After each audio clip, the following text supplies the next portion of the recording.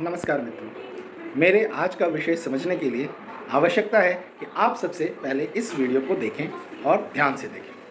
नमस्ते दीदी। नमस्ते भैया। दीदी एक सवाल था, बताइए। धनतेरस के दिन जो लोग झाड़ू नहीं खरीदते उनके घर लक्ष्मी नहीं आती है क्या? ये कौन बता दिया? अरे एक वीडियो में देखे थे, उसमें बताया था।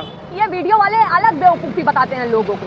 ये खुद ये वीडियो बना बना के अपना धंधा चलाते हैं, बाकी असल में ये सच कुछ बताते नहीं है। आपको अगर असली जानना हो धनतेरस कैसे मनाते हैं, दिवाली कैसे मनाते हैं ना, तो जाइए अपनी दादी और नानी से पूछिए, वो आपको बताएंगे पुराने जमाने में धनतेरस और दिवाली कैसे मनती थी। अब तो लोग नौटंकी करते हैं, खाली ये वीडियो देख देख के धनतेरस और दिवाली मनाते हैं। जैसे वीडियो में बता देते हैं वैसे लोग मना देते हैं। कहते हैं झाड़ू खरीदो, कहते हैं धनिया खरीदो, कहते हैं नमक खरीदो। अब कुछ दिन बाद कहेंगे लोग गरम मसाला चढ़ाओ। माता लक्ष्मी इन सब चीजों से खुश होती है। माता लक्ष्मी ये ढोंग से खुश नहीं होती है। माता लक्ष्मी आपके सच्चे मन से खुश होती है। ठीक है, ये सब आप लाख खरीद लो, लाख चढ़ा दो, उन्हें कोई फर्क नहीं पड़ता है। और जिनके पास पैसा है वो तो खरीद करके चढ़ा देंगे, जिनके पास पैसा नहीं है वो तो खरीद भी नहीं सकते। उनकी वीडियो देख देख के रह जाएंगे, खाली हाथ मलेंगे कि ये जी वीडियो में बता रहे हैं वो हम खरीद नहीं पा रहे हैं। तो देख लिया आप लोगों ने वीडियो में ये जो महिला है इन्होंने स्पष्ट कहा कि झाड़ू खरीदने से लक्ष्मी नहीं आती। लक्ष्मी श्रद्धा से आती है, इसमें कोई दो राय नहीं है, लेकिन यह भी आवश्यक नहीं है कि झाड़ू ना खरीदा जाए। सिर्फ झाड़ू ही क्या, इनके हिसाब से कुछ भी नहीं खरीदना चाहिए। अरे भाई, पर्व है, त्योहार है, उसके कुछ तरीके हैं, उस तरीके के हिसाब से ही मनाया जाता है। और आप जो कह रही हैं कि दादी नानी से पूछो, मुझे लगता है आपने नहीं पूछा। अगर आप पूछते तो आपको पता चलता कि दादी नानी के समय से ही ये झाड़ू खरीदने की परंपरा है अपने यहाँ। हाँ, अब अगर उसमें कीमती चीज़ों का विषय होता तो समझ में आता है, चलो इतनी कीमती चीज़ें हम नहीं खरीद सकते। लेकिन भारत में जितने भी उत्सव मनाए जाते हैं वह सारे उत्सव ग्रामीण परिवेश की स्थितियों को ध्यान में रख के मनाए जाते हैं। उदाहरण के लिए झाड़ू सहज है, सरल है, और पूरी दिवाली सफाई करने के बाद आप जिस झाड़ू का उपयोग करते हैं उस झाड़ू को सामान्यतः रद्दी में फेंक दिया जाता है। तो आवश्यकता होती है एक नए झाड़ू की। एक परंपरा बनाई जिसके आधार पर दिवाली के धनतेरस के दिन तक घर की पूर्ण सफाई हो जाए। और उसके बाद क्या लेकर आना चाहिए, तो हमने जिसके माध्यम से पूरे घर की सफाई की उसको लाना, और लाना तो ऐसे उठा के नहीं लाना, सम्मान पूर्वक लाना चाहिए, सम्मान पूर्वक उसको रखना चाहिए। इसलिए झाड़ू लाने की परंपरा है अपने यहाँ। माता लक्ष्मी खुश होंगी, वह सिर्फ और सिर्फ श्रद्धा से ही होंगी। लेकिन इसका अर्थ ये नहीं होता कि आप अपने कमेंट में इस तरह की बातें करें। झाड़ू एक ऐसी चीज है जिसके कारण पूरे घर की सफाई होती है, स्वच्छता होती है, और कहीं भी स्वच्छता में ही स्वच्छ मन, स्वच्छ शरीर निवास करता है।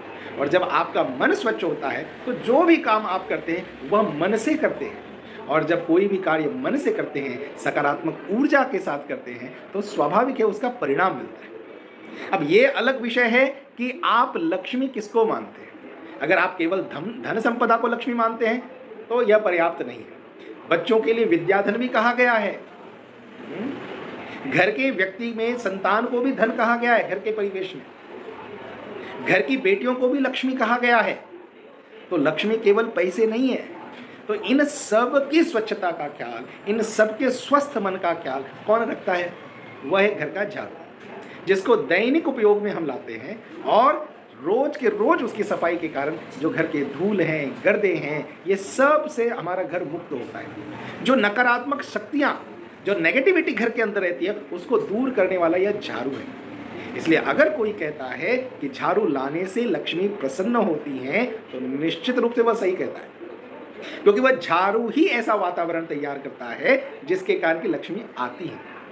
आज आपके पास मकड़ों के जाले के साफ करने के लिए कई साधन हैं उपलब्ध, लेकिन पुराने समय में मकड़े के जाले साफ करने के लिए, जमीन साफ करने के लिए, धोने के लिए, अगर पानी के कारण आंगन में या किसी स्थान पे काई लग गया उसके लिए, अगर जो है गोबर से मिट्टी को नीपना है उसके लिए, इन सब के लिए या तो फूल झाड़ू या सीक झाड़ू, इन तरह की चीज़ों का उपयोग होता है।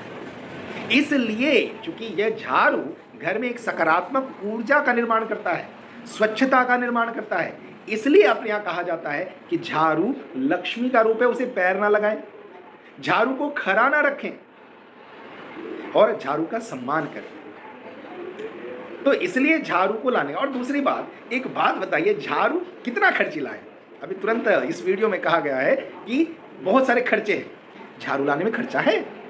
झाड़ू तो बहुत सामान्य से घर पे भी सीकों को जोड़कर बनाया जा सकता है। गांव में तो लोग बनाते भी हैं कई स्थानों पर। हाँ, शहरों में उपलब्ध नहीं है, जैसे अभी ये देवी जी खड़ी है, वहाँ उपलब्ध नहीं है, तो वहाँ पर झाड़ू खरीदना ही उपाय है, क्योंकि आपको झाड़ू बनाने भी नहीं आता और आपका झाड़ू से संबंध बस इतना ही है कि हमको ले जाना और घर की सफाई करनी, उसका सम्मान उम्मान गया खड्डे में। तो इसलिए झाड़ू को लक्ष्मी का रूप कहते हैं कि झाड़ू एक ऐसी चीज है जिसके कारण संपूर्ण घर में नकारात्मक ऊर्जाएं बाहर निकलती हैं, नकारात्मकता को हम बाहर निकालते हैं। इसलिए अगर उस झाड़ू से कहा जाता है कि लक्ष्मी अंदर आती है, तो आप केवल श्रद्धा के आधार पर नहीं, वैज्ञानिक आधार पर भी उसका विचार करें तो आपको खुद ही लगेगा कि झाड़ू लक्ष्मी का रूप है, उसका सम्मान करना चाहिए। और इसलिए धनतेरस के दिन एक दिन तय किया गया जिस दिन उस झाड़ू को हम लक्ष्मी के रूप में घर में लाते हैं, क्योंकि उस झाड़ू के कारण लक्ष्मी आती है और लक्ष्मी आती है।